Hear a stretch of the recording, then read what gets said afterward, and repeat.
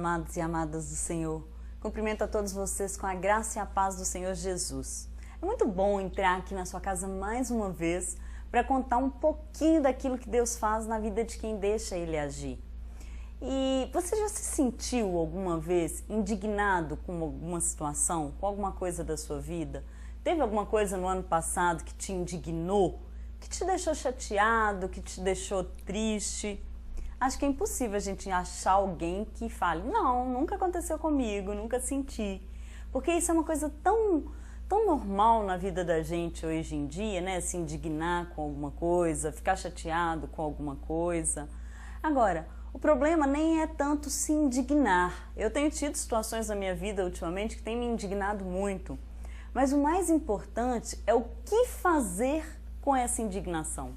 Como você está se comportando com as coisas que têm te indignado? O que você tem feito com esse sentimento? Como você tem trabalhado esse sentimento? No programa de hoje a gente vai falar justamente sobre isso. Hoje é dia do quadro Eu Decido Ser Feliz. Você se lembra? Lá da pastora Bruna. Pois é, ela estava sumida, mas é por uma ótima causa. A igreja dela tem alguns princípios, alguns preceitos que eles seguem no início do ano, justamente para que seja um ano próspero, um ano de fartura, não digo financeira, mas fartura de bênçãos espirituais para todos os irmãos. E ela estava participando desse propósito na igreja dela, por isso que ela sumiu. Mas hoje ela está de volta para abençoar a minha vida e a sua vida. Oi, pastora. Oi, Carol. Seja bem-vinda. Para mim é uma honra estar de volta, né? Eu gosto muito de estar com vocês aí de casa.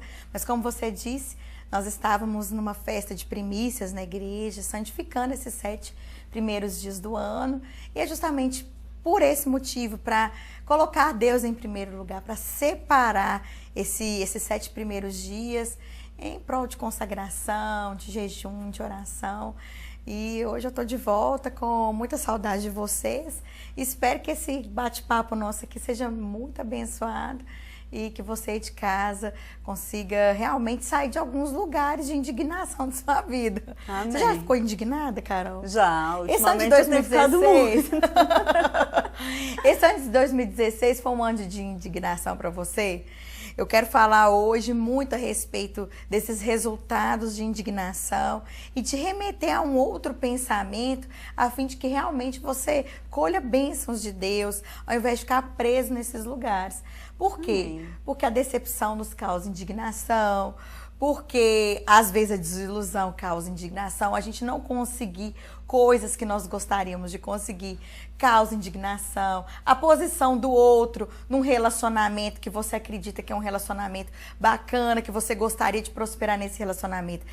Às vezes o posicionamento do outro nos causa indignação, ser passado para trás nos causa indignação.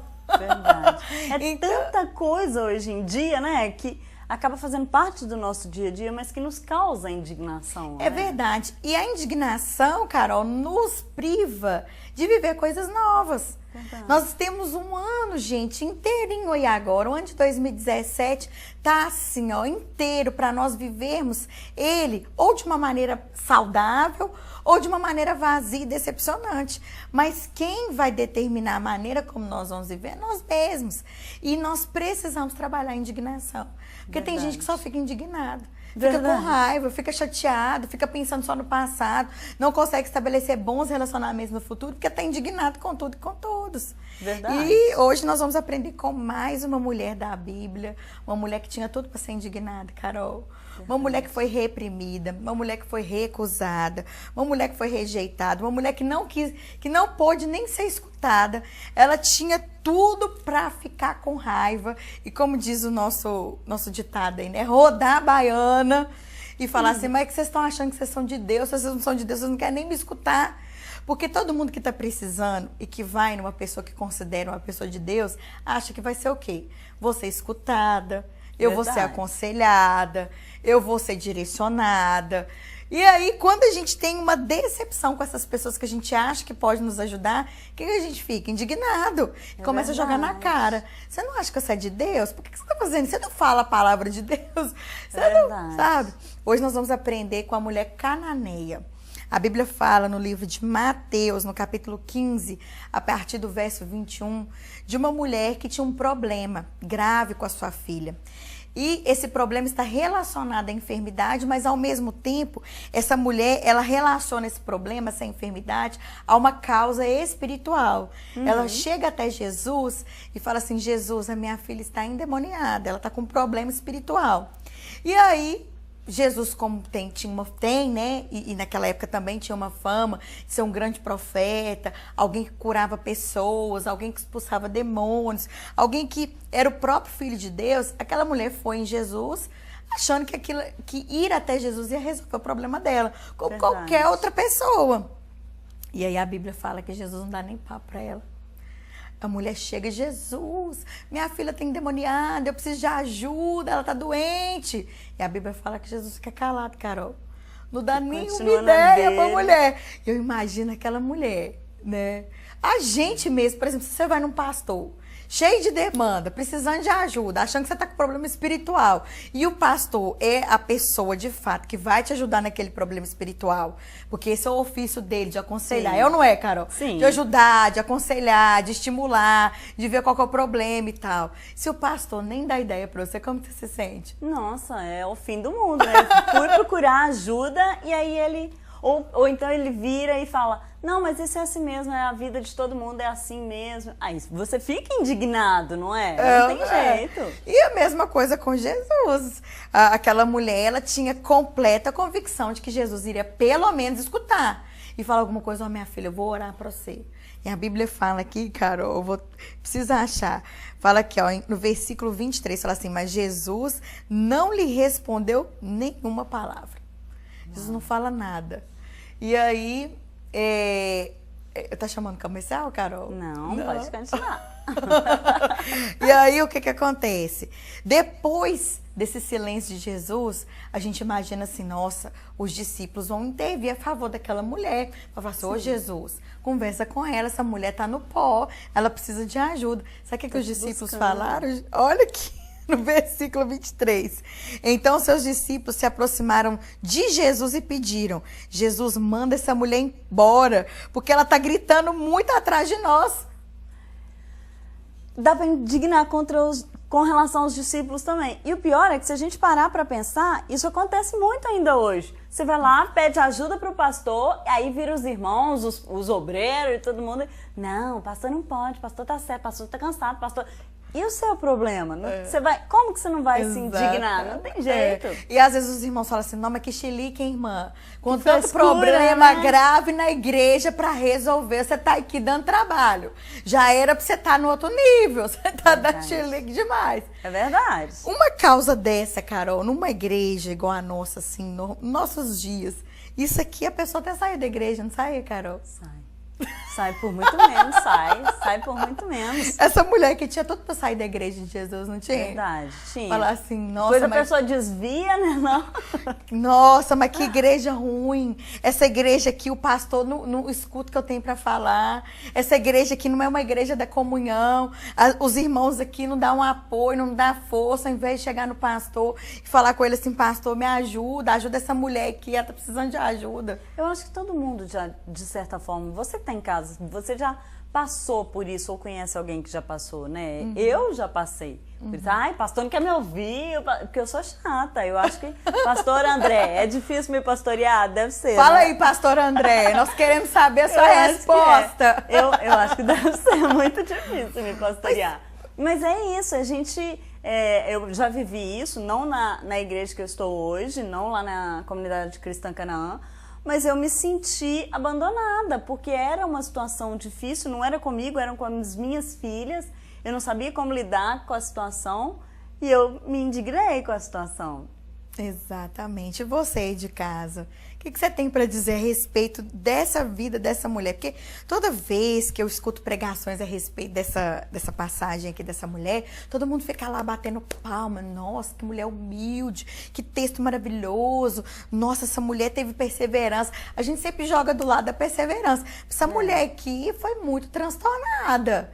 E talvez o nível de transtorno dela seja o nível de transtorno que você esteja vivendo hoje. Verdade. Você está com dificuldade dificuldade de avançar na sua vida, talvez profissional, na sua vida espiritual, na sua vida sentimental, porque você está no talo da indignação.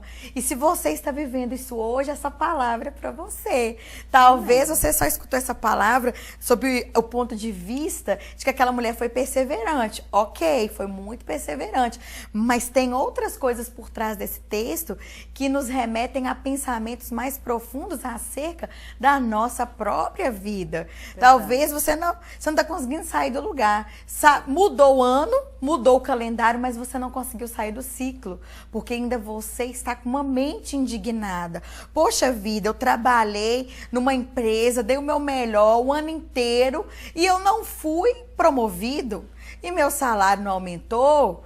E eu ainda não sou valorizado, então eu tô muito indignado. Então essa empresa não me serve, essa igreja não me serve, esse casamento não me serve, esse relacionamento não me serve.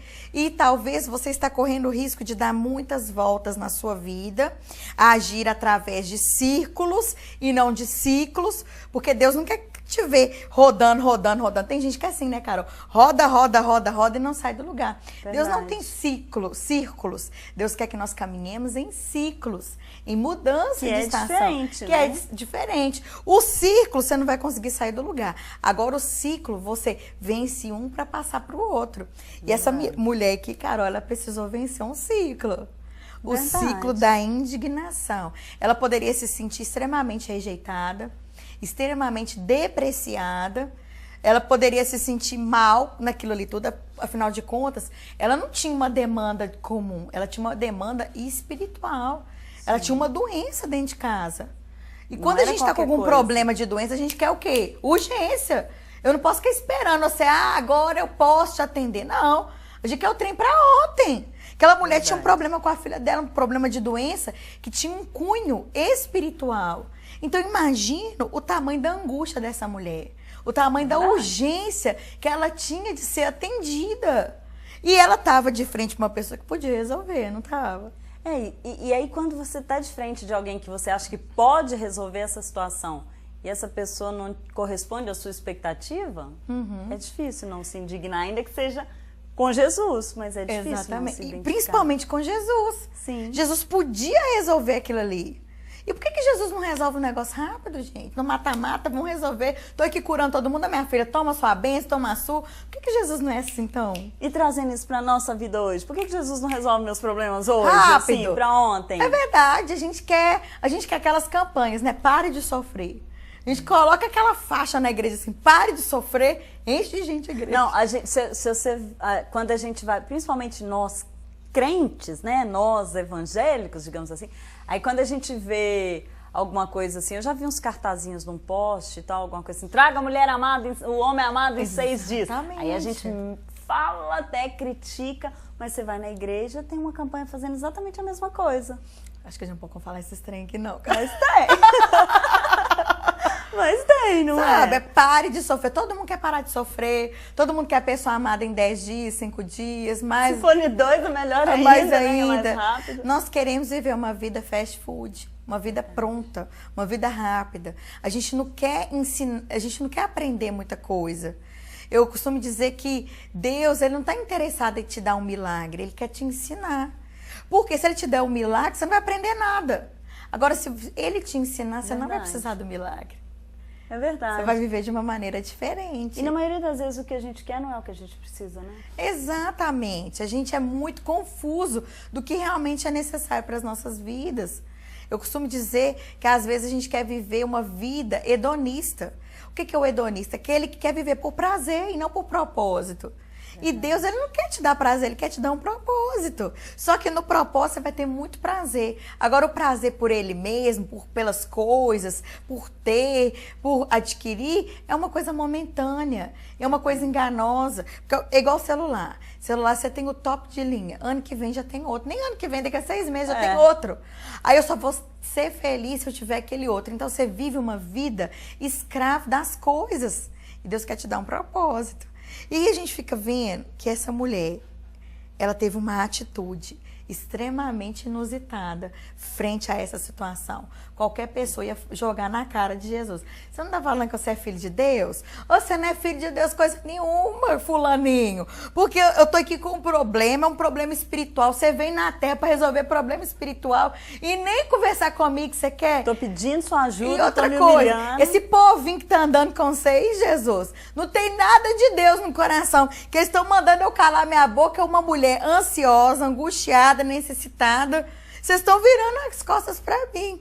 E aí, ela tinha tudo para jogar na cara. E aquela mulher, ela tem uma atitude diferente. E é sobre essa atitude que nós vamos falar no próximo bloco, né, Carol? Isso mesmo. Vamos fazer um intervalo, então, bem rapidinho.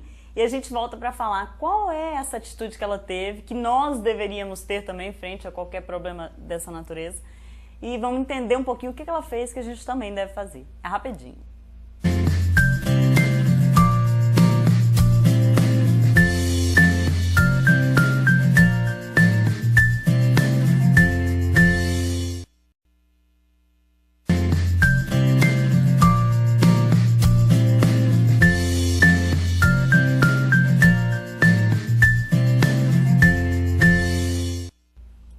Olá, estamos de volta com o programa Aliança com Você, hoje com o quadro Eu Decido Ser Feliz, porque a decisão de ser feliz envolve várias outras decisões, várias outras atitudes que você precisa ter. Não é isso, pastora? É muito mais do que só decidir ser feliz, né? É se posicionar. Porque qualquer pessoa que nós perguntarmos aí vai dizer assim, não, eu quero ser feliz. O que você está fazendo para ser feliz?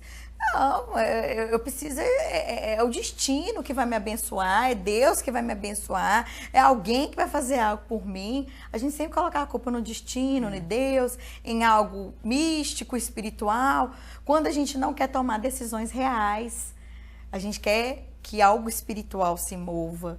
Quando a gente não quer que venha da gente, que dependa da gente. E depende da gente. Depende muito, na verdade, 100% de nós. Deus vai nos abençoar nas nossas decisões. Deus vai nos direcionar. E aí, voltando, Carol, para essa mulher cananeia aqui, eu vejo que talvez o que mais nos indigna são as nossas idealizações nos processos das nossas vidas. Nós idealizamos muito, nós temos dificuldade de caminhar naquilo que é real. A gente idealiza um trabalho, a gente idealiza uma igreja, a gente idealiza casamento, a gente idealiza relacionamento, a gente idealiza profissão, a gente idealiza muito, principalmente nós, né, mulheres? Você é mais, né, Carol? Você tem um fantástico mundo de Carol.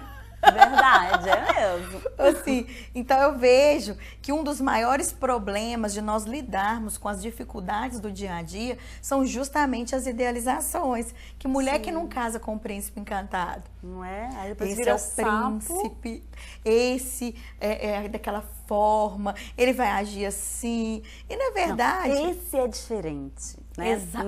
Esse é diferente. Quantas pessoas que chegam pra nós e falam assim, não, agora eu acertei. É essa pessoa, agora vai dar certo.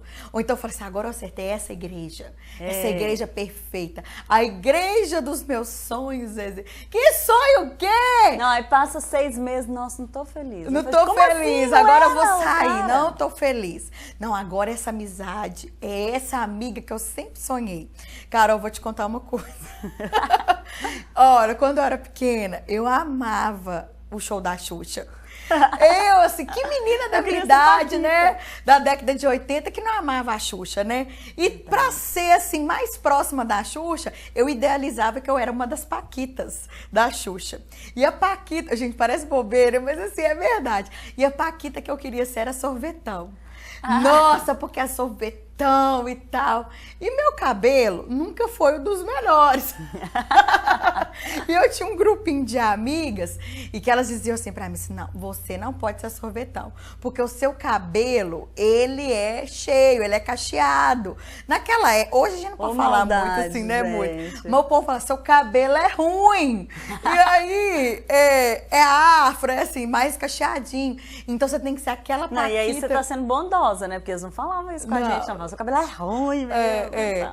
E aí elas falavam assim comigo, assim, você tem que ser a Paquita que tem um cabelo cacheado, que tinha uma lá do cabelo. Como é que era o nome dela? Você lembra? Acho que era Kátia. Eu não lembro eu o acho que apelido, era. não. É. E o cabelo dela era bem cheio. E aquilo ali me deixava tão frustrada, tão chateada, porque queria ser a Sorvetão, porque a Sorvetão pra mim era a Paquita dos sonhos, era a menina dos sonhos, e não sei o que tal, e tal.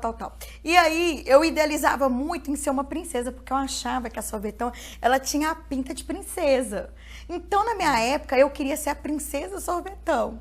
E eu não podia ser a princesa porque meu cabelo era ruim. Oh, meu Deus, muita oração desse cabelo. Cabelo. E viva a progressiva. E viva a progressiva. Glória a Deus que nós estamos em 2017.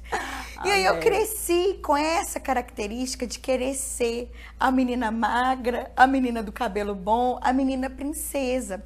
E essas idealizações, elas confrontaram muito na minha juventude, muito na minha adolescência, porque me causaram extrema rejeição. Eu não conseguia me aceitar como Bruna. E eu quero dizer para você, mãe, que está me escutando, tia, avó, não cria sua filha para ser uma princesa. Cria ela para ser ela mesma, com todas as suas características, com o seu tom de pele, com o seu cabelo. Porque nós engendramos na mente das crianças, das meninas, que elas nasceram para ser princesas, quando elas crescerem e virem que elas não são princesas, que aquilo que elas idealizam de um comportamento, de um tom de pele, de um cabelo e de uma situação financeira, porque princesa, né? É rica. Toda princesa é rica. Mora em palácio, filho do rei. É. Nós até somos e quando ela rei, vê que o status dela, que a posição social, que a posição econômica não condiz com aquilo que foi idealizado, há uma grande frustração. E essa frustração e indignação pode remeter essa criança e essa futura jovem a buscar um padrão de vida, a buscar um condicionamento físico que não condiz com aquilo que ela é. E ela vai rejeitar a identidade dela. Isso, falando assim, parece que é coisa boba, mas não é. Porque quando ela crescer, ela vai viver atrás de coisas que ela não vai conseguir ter. E ela vai se sentir o quê? Frustrada. E ela vai viver uma vida buscando o quê? Prazer, buscando ser como alguém. E aí ela não vai ser feliz, porque ela não vai ser ela mesma. É muito sério isso. E toda princesa tem que casar com o quê? Com o príncipe. Aí é que complica Princesa não casa com sapo. Princesa casa com o príncipe. E aonde que está esse príncipe, minha gente? Aonde que existe esse homem, não existe nem príncipe e nem princesa. E aí é um desajuste relacional e quando ela casa marital que ela vai viver. Por quê? Porque ela não vai aceitar o homem que ela está casada com ele, né? E ela vai encher a paciência daquele homem e vai promover muitos desgastes naquela casa. Por quê? Porque desde pequena ela aprendeu que ela é princesa. Feliz, então, foi a Fiona, né? Já casou logo com o Shrek, não teve problema. Mas você vê que no filme ela é super feliz. Pois é, que máximo. Já sabia que ele ia rotar mesmo, dar pum, fazer tudo, né? Então já... Exatamente. É igual o homem, né? Ele também quer casar com aquela mulher top, aquela mulher toda educadinha e tal. Não e na hora tem que ele celulite, nem nada. E na hora que ele casa com aquela mulher que roda a touca de noite. Meu marido, cara, fala assim que é a visão do inferno. Eu não uso touca, né, Bang? Você sabe que eu não uso. Eu prefiro ficar com os cachinhos a mais, porque meu marido fala que a visão do inferno é mulher de touca e com bob. Nossa, mas é feio mesmo, né, gente? Ele Tudo fala. bem, você pode até usar, mas usa enquanto ele não tá em casa. Enquanto seu marido não tá em casa. Não, ele chegou, você tira, fica lá linda, maravilhosa. Não, e quando a touca tem aquela bituca lá... Sempre tem, né? A gente corta meia fina e dá um nozinho na ponta dela e põe aquele negócio. Gente, eu quero falar pra você, minha irmã que tá me escutando. Homem não gosta disso. Pelo amor de Deus, não usa isso pra seu marido. Se você quer conquistar o homem, não faz isso não. E outra coisa, eu vou falar pra homem também. Porque eu não tenho vergonha, não. Outra coisa, meu filho, que tira qualquer área romântica do casamento. É aquela cueca com o pinto tingido do lado esquerdo. Meu marido não faz com o quê? Agora que eu entendi. Aquela cueca com pingo de xixi do lado esquerdo, aquilo ali é horrível. Tira todo o tesão do casamento. Então, da mesma forma que a touca com a bituca horrorosa tira tesão.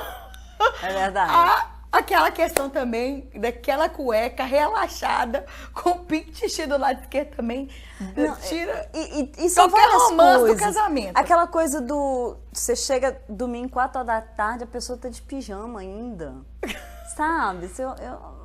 Porque eu sou fresca, entende? Desconcentra a visão romantizada, não desconcentra. Uai, tipo assim, toda a idealização cai por terra, não cai? Não precisa ser príncipe, mas também precisa virar ogro logo no segundo dia do casamento, não, né? Não, mas são as idealizações, Carol. Não, sim, mas tira pelo menos o pijama, uai. Veste camiseta de política, não tem problema, mas tira o pijama, mas você sabe né? o que eu vejo no meio das irmãs cristãs? Que elas não vestem camisa de político, não. Elas vestem camisa de seminário. Camisa de seminário. Vai dormir com teologia. Que horror! Mas assim, a gente tá brincando com essas situações, mas são situações que acontecem no nosso dia a dia. Sim, são difíceis. É a idealização da família perfeita, a idealização do filho perfeito. Propaganda de Doriana, né? Uma família na mesa, todo mundo branquinho, cheirosinho, bonitinho. Ai, não sei. Não existe essa família não, gente.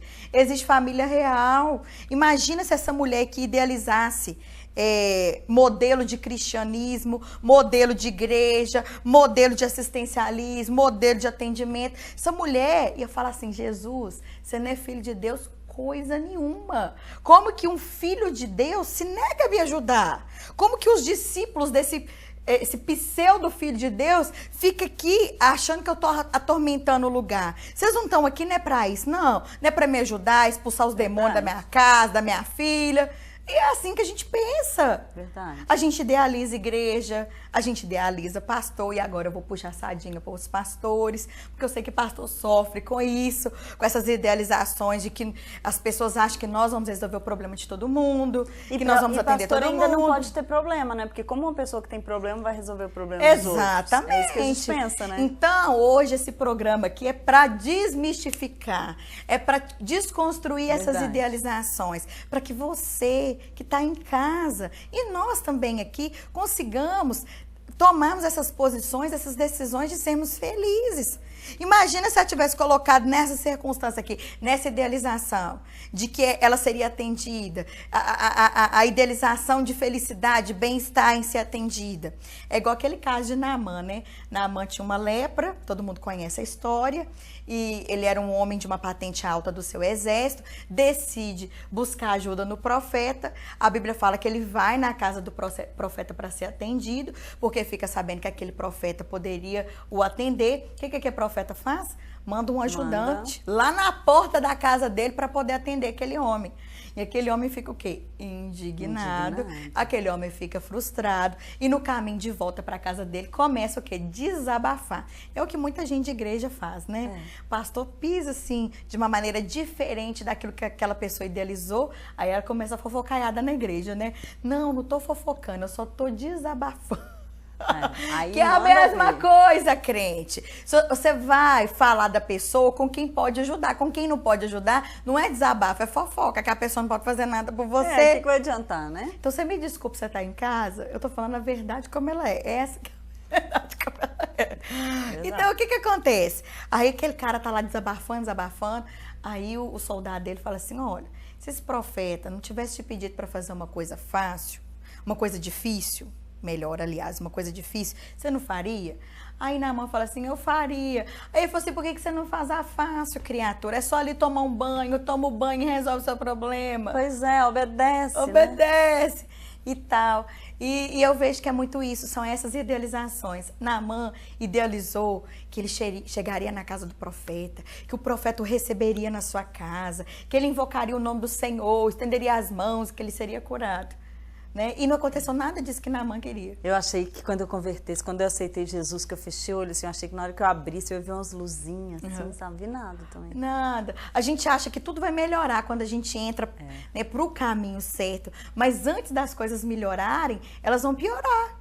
E aí a gente fica frustrada, indignada, não quer saber dessa vida mais não, tchau, não quer saber desse povo, não quer saber desse patrão, não quer saber de nada. A gente tem que entender o propósito que está por trás de tudo aquilo ali. E eu tinha dito no bloco anterior que nós falaríamos do segredo dessa mulher nesse bloco, mas nós vamos deixar pro próximo. Pra você ficar aí, pra saber o que destravou a vida dessa mulher. Que atitude que foi, porque a gente faz realmente isso que você tá falando, Idealiza. né? De idealizar. E aí, como resolver essa situação? Como mudar isso? Você vai ver agora no próximo bloco o que ela fez e o que a gente deve fazer também para mudar essa situação, para mudar a atitude que você tem que ter para acabar com essa indignação. É no próximo bloco, rapidinho.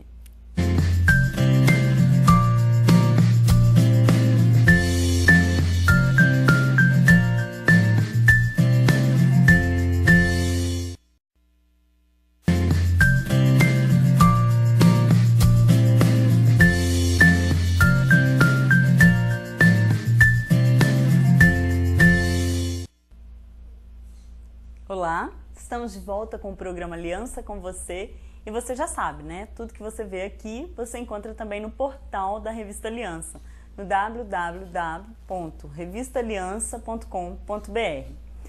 Pastora, e o que foi então essa atitude dessa mulher? O que ela fez para acabar? Qual foi a atitude que ela teve, né, com relação à indignação que ela sentia? Então, Carol, nós estávamos falando que aquela mulher poderia estar indignada. Sim. E se ela estivesse indignada, ela teria dois problemas. Um problema com a desmoralização da sua romantização, digamos assim, da sua idealização, e outro que era o problema real, que era o problema com a filha. Então, todas as vezes que nós nos posicionamos de uma maneira indignada, nós acabamos tendo mais do que um problema, que é o problema real que a gente tinha, e aquele outro criado. E aquela mulher, vamos ler lá, né? Até colocar o óculos para ler aqui, gente. Lá no versículo 24, depois que os discípulos disseram que era para Jesus mandar aquela mulher embora, Jesus responde assim: eu fui enviado apenas às ovelhas perdidas de Israel. Ou seja, outro corte, né? Porque além de Jesus não querer responder, além dos discípulos mandar a mulher embora e pedir para que Jesus fizesse isso, Jesus falou assim: eu não vou nem mandar embora, não vou nem gastar tempo com essa mulher. Então já foi outra situação desagradável. Mas aquela mulher, versículo 25 diz assim: a mulher veio, adorou a Jesus de joelho e disse: Senhor, ajuda-me. Versículo 26, ele respondeu: não é certo tirar o pão dos filhos e lançá-lo aos cachorrinhos. Outro desastre. Piorou o negócio mais não ainda, quer atender, né? Não quer conversar, os discípulos não querem conversa, ainda chama a mulher de cachorro. Doído, é verdade, né? É forte, né? É. E ali, versículo 27, que é a chave de tudo isso, é nesse lugar que eu quero chegar, ela disse assim: disse ela, porém, sim, Senhor, mas até os cachorrinhos comem das migalhas que caem da mesa dos seus donos. Jesus respondeu: mulher, grande é a sua fé, seja conforme você deseja. E naquele mesmo instante, a sua filha foi curada. Carol, eu percebo aqui, nesse texto, que a cada situação de impedimento que poderia promover indignação, essa mulher se humilhava mais. Ao invés dela se indignar, ela se humilhava mais. Na primeira vez que ela chega até Jesus, que Jesus não dá papo para ela poderia indignar e ir embora, mas ela permaneceu. Na hora que os discípulos falaram assim: Jesus, manda essa mulher embora, que Jesus fala assim: não, eu não vou atender, eu não estou aqui por causa, né, desse povo, eu estou aqui por causa dos filhos. Já era mais uma situação dela ir embora. Sim. Outra pessoa ia ter confirmação de Deus, não é aqui o meu lugar. Sim. Era para ir embora. Ela vai e se sujeita mais. Então eu vejo que a melhor forma de nós vencermos a indignação é com a sujeição. Verdade. É através da humilhação, da humildade e da sujeição que nós vamos ser exaltados e honrados. E uma outra coisa também que eu penso com relação a isso, essa humilhação, ela de certa forma é relativa também, porque ela desejava tanto a cura da filha dela que ela não se sentia humilhada, ela estava tentando de todas as formas possíveis conseguir aquela cura. Então, ainda que o Senhor tivesse... nem creio que seja... O objetivo de Jesus, óbvio, não era humilhá-la, era testar a fé dela, testar a persistência dela. Então, eu creio que ela nem se sentia humilhada, porque ela conseguia fazer mais, ela conseguia o que para todo mundo seria rebaixar, ela conseguia ir mais fundo. Mas tem muita gente que se torna arrogante nisso aí. Sim, a começa a jogar na cara e tal. Então eu vejo que uma das formas de nós calarmos a voz da indignação é através da sujeição, é através de abaixar mais. E aqui nesse texto, na hora que Jesus fala assim: não convém tirar o pão dos filhos e lançá-los aos cachorrinhos, tem um ensinamento por trás disso. Porque aí ela diz assim: mas os cachorrinhos comem das migalhas.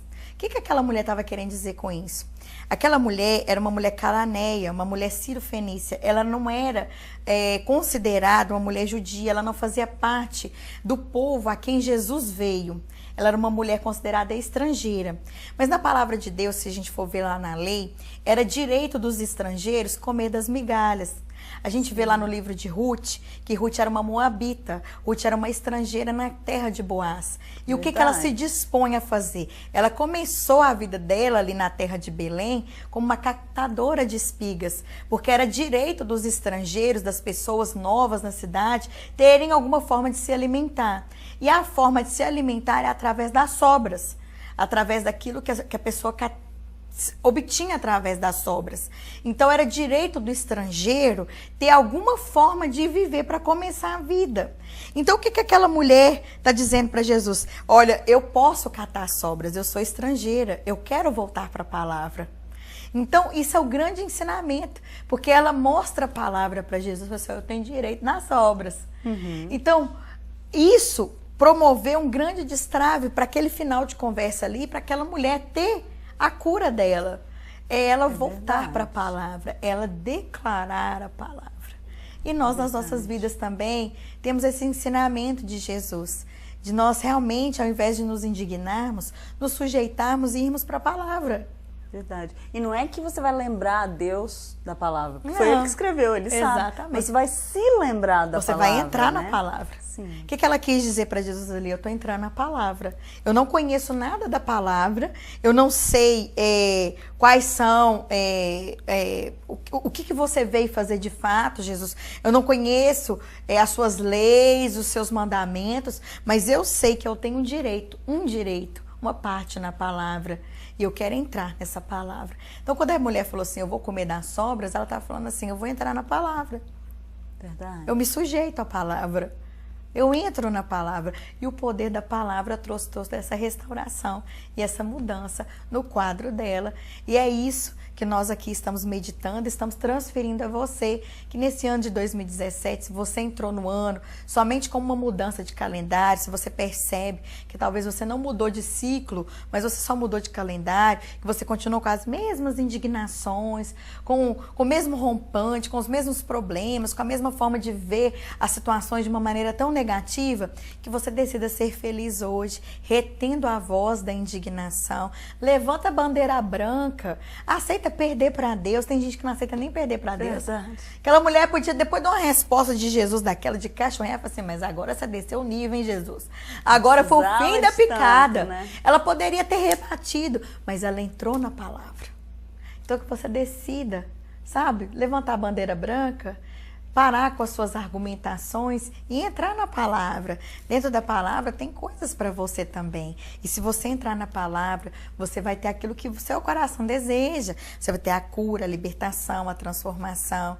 Não adianta a gente ficar medindo força com Deus. A gente tem que entrar aí na palavra. Você com a sua indignação, é só você com a sua indignação. Agora, você na palavra é uma pessoa transformada. E é essa decisão de felicidade hoje aqui no programa. É verdade. E a gente se agarra tanto a essas coisas que machucam, né? Se a gente se agarrasse à palavra com a mesma força que a gente se agarra ao que nos afasta dela, a nossa vida seria muito mais fácil, né? Muito mais... E às vezes a gente está tentando argumentar tantos anos a mesma coisa.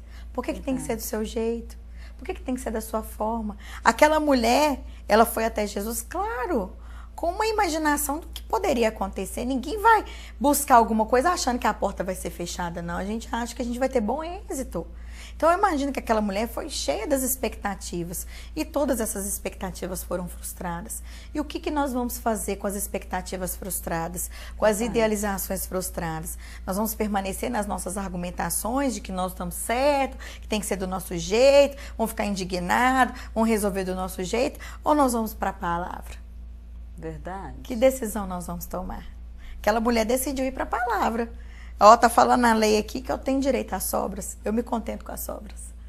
E essas sobras fizeram toda a diferença. Porque não foram sobras somente, foi o entrar na palavra. Verdade.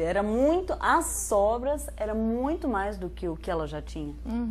fez toda a diferença, transformou a vida dela, né? Sabe, Carol, por tanto tempo na minha vida, né, eu fui uma pessoa muito cativa por causa dos complexos de inferioridade, rejeição que eu tinha pelos testemunhos que eu já contei aqui, do que me aconteceu. E isso me fazia ser uma pessoa bastante indignada, porque eu já achava que eu estava no prejuízo em qualquer situação. Eu estava no prejuízo nos relacionamentos, no espiritual.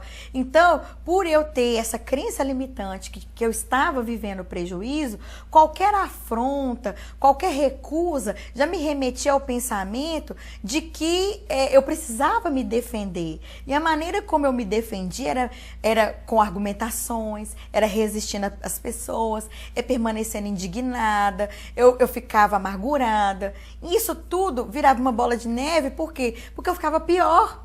Porque esses comportamentos me faziam ficar pior. Mas a partir do momento que eu quis voltar para a palavra, tudo mudou na minha vida. Então, decidi ser feliz, eu decidi voltar para a palavra. Eu não estou no prejuízo. Você também não está no prejuízo. Não se comporte na sua vida como achando que está no prejuízo. Sabe quando que a gente pensa que a gente está no prejuízo, Carol? Quando a gente se compara com o outro.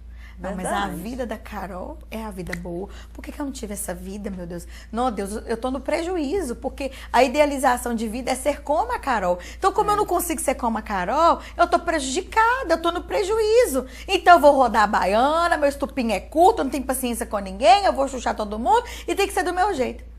Que mulher terrível que eu vou ser com esse posicionamento. Agora, se eu fizer cair por terra as idealizações, não existe padrão melhor do que o outro. Não existe vida melhor do que a outra. Não existe idealização. Não existe. Existe vida diferente, com pessoas diferentes, com famílias diferentes, com pais diferentes, com mães diferentes. E a gente precisa aceitar a nossa vida. Verdade. E voltar para a palavra. E uma coisa, você falou uma coisa aí, pastora, que me levou ao programa de ontem, que foi a entrevista com o pastor Hudson, e eu fiquei, eu tô pensando aqui agora, como nessas cadeirinhas aqui tem sentado pessoas semelhantes, no sentido de que pessoas que tinham esse complexo de inferioridade, pessoas que não se sentiam amadas, queridas, que se sentiam pior do que todo mundo. Como tem sentado gente aqui assim? E como a gente olha para essas pessoas hoje, assim como eu tô te olhando agora, eu olhei para o pastor Hudson ontem, e a gente vê como essas pessoas são líderes. Como essas pessoas, ainda que lá atrás, lá no início, elas acreditavam que elas não eram nada, como Deus transformou a história dessas pessoas.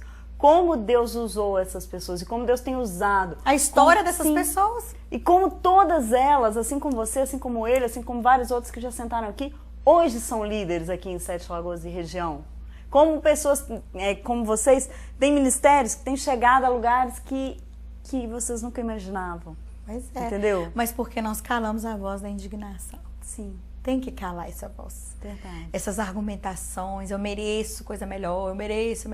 Gente, cada um tem uma vida para um propósito específico. Tudo que eu passei contribuiu para eu chegar aqui hoje. Só que eu precisei calar a voz da indignação, ter esse entendimento e voltar para a palavra. É verdade. Esses dias eu ouvi uma frase que me impactou, que a gente tem justamente mania de falar isso. Eu mereço ser feliz, eu mereço isso, eu mereço. Você pode buscar isso. Mas se a gente parar para pensar o que a gente merece de verdade, a gente merece a cruz. A gente merecia estar lá no lugar que Jesus estava. E ele foi sem merecer. Por amor, por nós, entendeu? Jesus tinha tudo para ser indignado, né? Sim. Não era o filho de Deus, poderia ter do bom e do melhor. Foi para a cruz, ele merecia aquilo, não. Mas ele entendia um propósito por trás de cada situação. Então, na cruz, ele silenciou a voz da indignação para cumprir um propósito maior e para que a palavra pudesse expandir. Né? E para que tudo isso, para que todos nós pudéssemos ter a oportunidade de ser salvos, né? E o nosso convite hoje aqui, no programa Aliança com Você, é te fazer pensar sobre isso. Quais vozes de indignação você precisa silenciar para viver um novo ciclo na sua vida, para se posicionar nesse lugar de felicidade? Faça uma avaliação interior, medite sobre isso, vai lá no texto de Mateus 15, 21, compartilha isso com pessoas, tenta trazer isso para a sua vida hoje, porque eu sei que Deus tem coisas maravilhosas para fazer na sua vida, mas algumas vozes precisam ser silenciadas e uma delas é a voz de indignação. coração. Volta para a palavra, seja como essa mulher e decida ser feliz hoje. Eu espero que essa meditação tenha te abençoado muito. Eu estou muito feliz de estar aqui de volta, né? Eu sei que Deus tem trabalhado no coração de muitas pessoas a tomarem essa decisão, a se posicionarem nesse lugar de decisão. Eu encontro pessoas na rua que me falam, eu estou acompanhando, estou sendo abençoada. E assim, eu fico muito feliz com isso, com essa oportunidade. Que Deus abençoe toda a equipe da ETV, todas as pessoas que estão nos acompanhando, a você, Carol, pela oportunidade. Deixo aí o site do Eu Decido Ser Feliz, para que vocês possam compartilhar de mais testemunhos. É o www.eudecidoserfeliz.com.br. Que Deus te abençoe muito. Amém. Obrigada, pastora, mais uma vez. E você que está em casa, eu te aguardo para mais um programa amanhã, que vai ter aqui um outro testemunho que também vai abençoar a sua vida. Decida ser feliz, volte para a palavra, assim como a pastora Bruna falou, volte para a palavra, decida ser feliz e faça realmente a diferença nesse ano. Não para as pessoas que estão à sua volta, mas para a sua vida. Porque quando você fizer isso, você vai contagiar todo mundo. Eu te espero amanhã. Até lá!